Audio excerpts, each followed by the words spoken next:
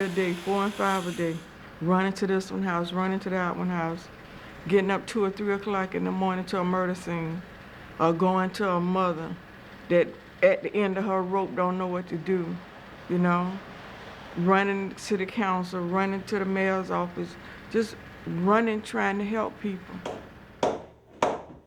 In this building, we want to have everything in place. On Mondays, we want free haircuts, and we want to have food when people need it. And I'm hoping and praying the Lord bless us with some money where when a mother needs some help, we don't question her. You know, help her. When he first got home, we had a health worker, and she told us stories about people that had been shot multiple times and had surgeries in his condition and came out fine. So, I mean, that's what I'm hopeful for. Brian's strong, you know, so I know he'll pull through. Did you hear the guy in the waiting room say that you must be someone famous?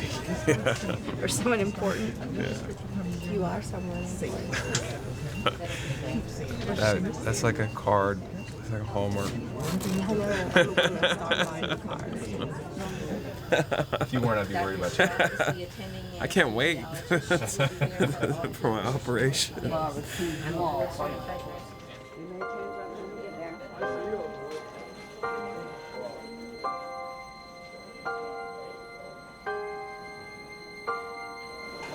You just take nice, slow, deep breaths for me.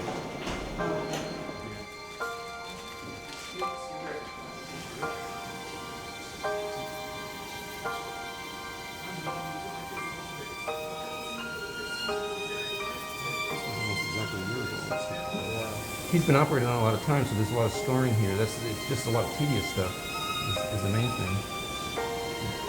We've really made the big headway here by finding the other end of the bowel through this small incision, which is what we were hoping, so we wouldn't have to make a big incision.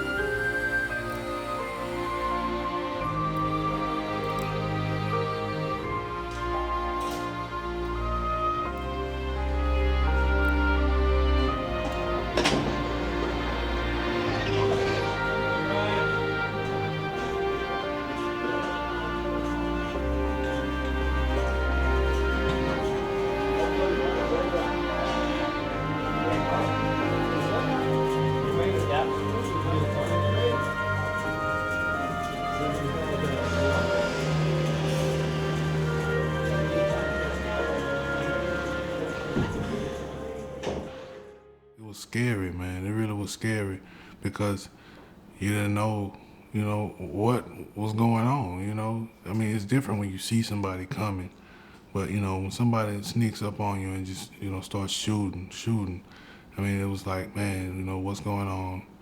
And then you want to get out, but, I knew I couldn't get out because I knew it was so close. I remember it being so loud, in the car full of smoke, that's how close the gun was. I could have really been gone. You don't grasp death until you get close to it like that, like you on the heels of it. And I mean, it was scary, man, because I was on life support. Wasn't breathing on my own. State would call Richard Collier, Your Honor. Richard Collier. And Mr. Collier has a prepared victim impact statement that he would like to read.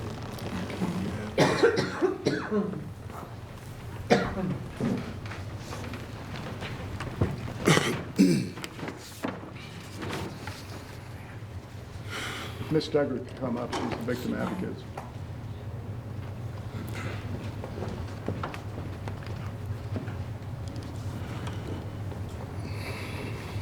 The last year of my life has been very hard. On the night a year ago, last September, when Tyrone Hartsfield put 14 bullet wounds in my body, my life was forever changed. I lay unconscious in the hospital for 2.5 weeks. I had my leg amputated, underwent several surgeries as doctors fought to save my life. 2 of the bullets struck my spine. leaving me paralyzed from the waist down. 4 more bullets remain in my body. I'm not only physically scarred, but emotionally as well. My ability to live out my dream of playing football has been snatched away from me. All of my hard work, my blood, sweat, and tears, they mean nothing anymore. Playing for the Jags was a dream come true for me, and I look forward to an exciting, fulfilling career. I love the thrill of playing football on Sundays, but after I was shot, I couldn't stand to watch my teammates play anymore. It took a long time for me to be able to watch a game on TV. My body will be forever disfigured. The use of my lower extremities is gone. When I get married, I can't stand and watch my bride come down the aisle. If I have boys someday,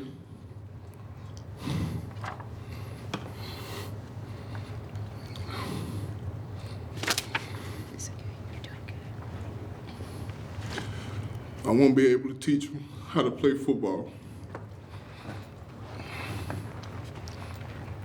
Any sports I play will have to be from a wheelchair. In my life, everything I do has had to be altered, and I have to constantly worry about my health. My family has gone through a terrible time.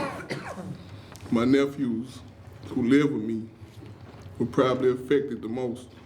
They look up to me, and when they saw what happened, they took it real hard.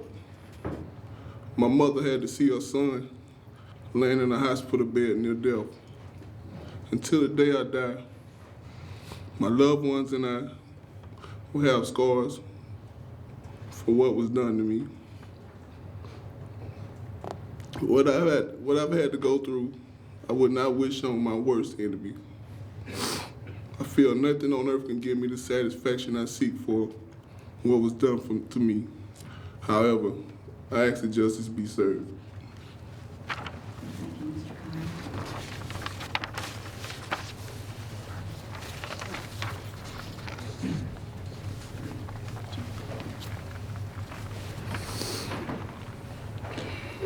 Hello to B, you calling about the crime here in Jacksonville, 904?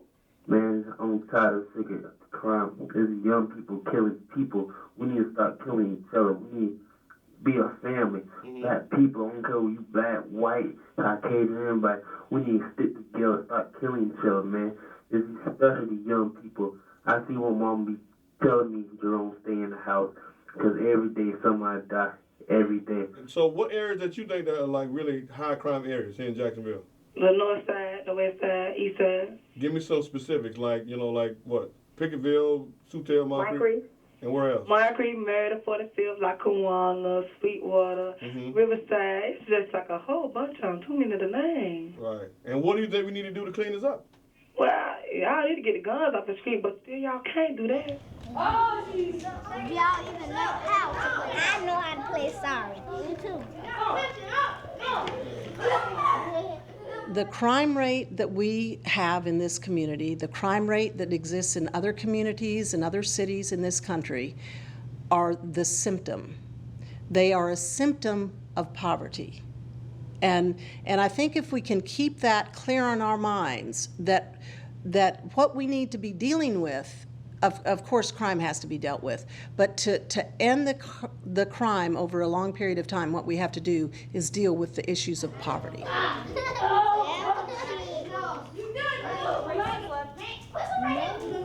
Well, the sanctuary is here because of the needs in the neighborhood. There's in this zip code, there's a lot of poverty, 32206, and there's a lot of children without a safe place to go after school, without a safe place to go during the summer, and also at the same time they're going to public schools that are failing them.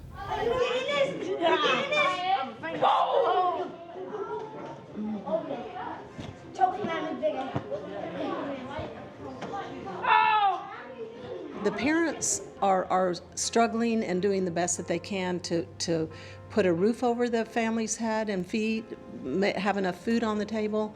And that in itself, when you're living in poverty, even if you have a minimum wage job, it's all you can do to get the basics for your family. The parents are doing the best that they can, and the children are surviving. But children to develop have to do more than just survive. The older children, the older kids that we have here, some of them, we have just lost some of them to the street, the boys especially. No matter how hard we try and no matter what we try to offer, these boys have to survive.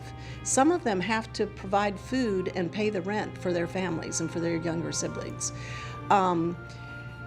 They have to survive. They have to eat.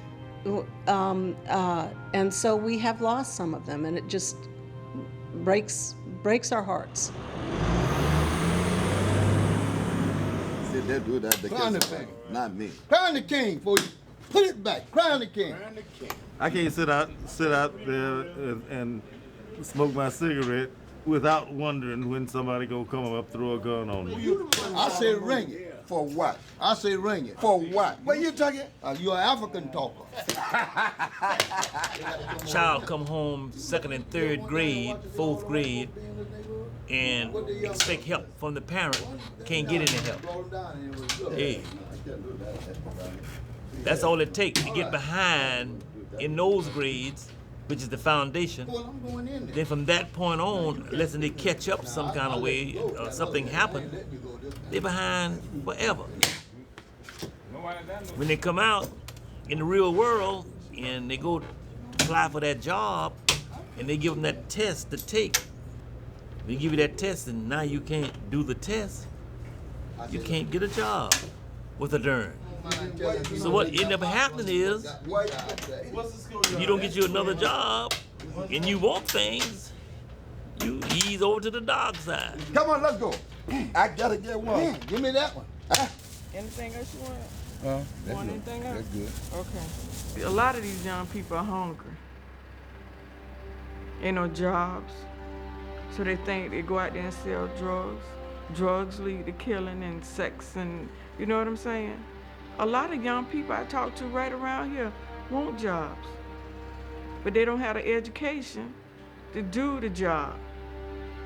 They need some of these schools they done closed down, have a program that would teach these young boys and ladies how to work, so they won't have to go out there and rob and steal and kill, or to sell drugs. It's messed up. It ain't just now starting. It's been going on. And now the pot is boiling over. These young people are angry and they hungry. And they doing it by any means necessary, and it's sad.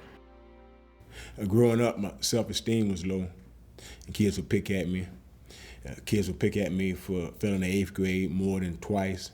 So I got to a point in life to where I said, I'm gonna demand some respect.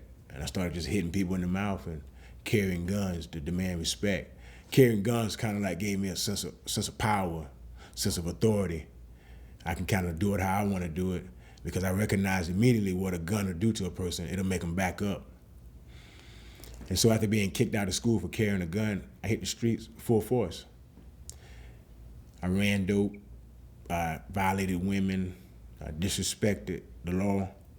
I did 3 stints in prison. And on that 4th stint, I was sentenced to 26 years for robbery, 26 years for dealing in stolen property, and 7 years grand theft, running concurrent, which meant that I had to serve at least 22 years and 8 months before I would be eligible for parole. I was sentenced as a habitual violent offender, career criminal, and I was termed as a menace to society. This was actually my partner's house. And so when we jumped in the game, right, we used his house as a working spot to work out of. And then as we began to put dope on the streets, right here on this corner, in this part of the neighborhood, it began to spread all the way down.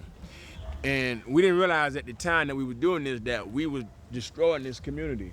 That down the road, you was gonna have, you know, girls that could have been something in life, but now they strung out on dope. Kids that could have went to college or could have went to the NFL or could have became something special in life, but now they selling dope. Now they robbing. Now they doing all this crazy stuff or antisocial behavior. They were saying what's black, white, and brown. When just been amazing. I believe that it's a proverb in the Bible, train up a child in the way he should go and he will not depart from it when he grows old. And I think as you train children and teach them right and wrong and give them a good foundation of, in academics, in education, but also in truth and how things work and the consequences, and that if you choose this, if you choose wrong, something wrong and bad things are happening, but if you choose right, it might not always go your way, but you're going to end up getting to where you were made to be. The boy and the cat relaxed as they sat when some dust fell down from the moon. Uh-oh, see the dust? They looked up from the ground, saw the cow floating down, and she squealed as she fell on Baboon. Baboon. The one thing, I don't even try to say like, oh, I understand it or I get it, because I don't. I didn't grow up in a neighborhood in these situations. I always think I have 4 kids. And I think of my kids not having somewhere safe to go, or not being safe walking, down the street, or playing in the yard, or whatever it is. Or as a parent, living my community, not feeling safe going outside because of violence. And I don't think anyone should have to live that way. Yellow fish, yellow fish, yellow fish, yellow fish, yellow fish,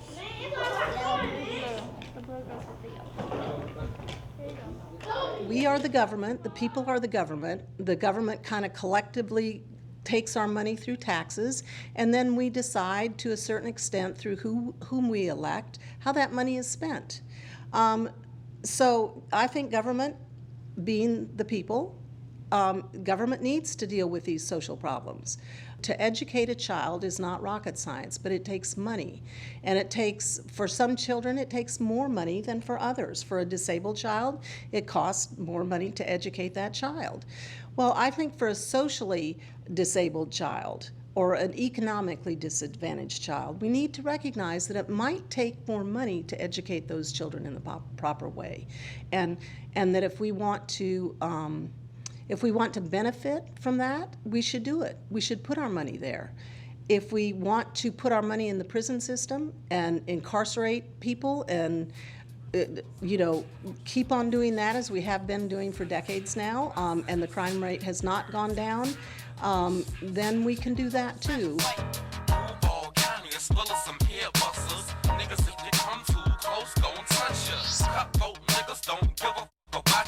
Officers were called out to Academy Street just before 6 yesterday morning and found Patrick Stafford lying dead in the front yard of a home there. He has people that love him, just like you and I do.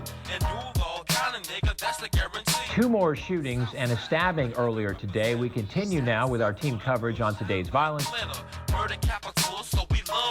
With the Jacksonville Sheriff's Office, they need to have more people out on the street. Really, police you will not do. Police say police every area. Around here, this Florida boy, get killed by Florida boy. From Arlington, EAP to Caravan. Then just before 3 in the afternoon, another man shot at an abandoned house on Buckman and East 27th Streets on the east side. Police say Nathaniel Grant stumbled into Williams' grocery store and asked the clerk to call an ambulance. By the time the ambulance got him to Shands, he was dead. So far, police will not say if they have any suspects or motive in these cases. First of all, you niggas is full of shit. Cutthroat gangster southerners we can get. That's why we keep that vibe where we stay. And so when I got out and I began to fill out applications, I put together a resume and I began to go out and talk to different employers, I was rejected. If you're a young male, not only in Jacksonville, in America, on the slim to none scale, it's closer to none on your chances of being hired if you're an ex-offender. And these young folks, are going into interview after interview after interview, and the interviewer gets down that part of the resume or an interview and says, "Oh, I see, you've been incarcerated." We just don't hire people who have an arrest record. At one point, I was on an interview for a manager's position as a trainee, and the guy told me I had the job. And then when we got to the point about my criminal background, he said, "Well, that was a long time ago, and you didn't go to prison, nothing like that over it, so it's no problem." I said, "Well, to be honest, sir, I did go to prison." And from that point, the guy that was interviewing me, he started looking at the door like, he said, "I'll give you a call. I'll give you a call this evening." And from that point on, his face was right at the door. And I think he was thinking, how am I going to get out of here? You know, and it was funny to me because I learned to accept the mentality of people. Because being an ex-convict, you do 2 sentences. You do one in prison, and you do one from society. I've accepted that. Doesn't matter whether you've been out of jail or prison a year or convicted 20 years ago. You're gonna catch hell trying to find a job. Yeah, that's right. Reason being, whatever state or city department of corrections did to you, you've served that sentence. However, when you come out, you gotta serve life sentence. Society does not forgive nor forget. So you got a person coming out of transition classes, coming through prison, and they come back to society. Their hopes are, they want a job. They're used to hard work, they're motivated. You come out, you look for a job. No, we're not hiring. You go look for another job. No, we don't hire convicted felons. You go look for a third job. Well, you haven't been felony free, if you will, for the past 5 to 7 years. How encouraged or enthused are you going to be now? So here you are, you're back home, you're back to the city. Your heart has changed, your mindset has changed, but society has not changed. Society has not forgiven you. In fact, society is ready to re-sentence you. Now that you out, that's not good enough. We've let you out, but we refuse to let you in. So if you don't work, what are you going to do? You're going to survive. You've learned how to survive. How can they come out, go to work, and not go back to crime if they have no place to live, if they have no food to eat, and they have no clothes? We're talking about basics here. And if, in fact, the Jacksonville citizens believe that everything is going to be fine for the ex-offenders by just letting them out and then not giving them a different way to do it, then they're fooling themselves, and it's not going to go away. How many times are you going to accept no? How many times are you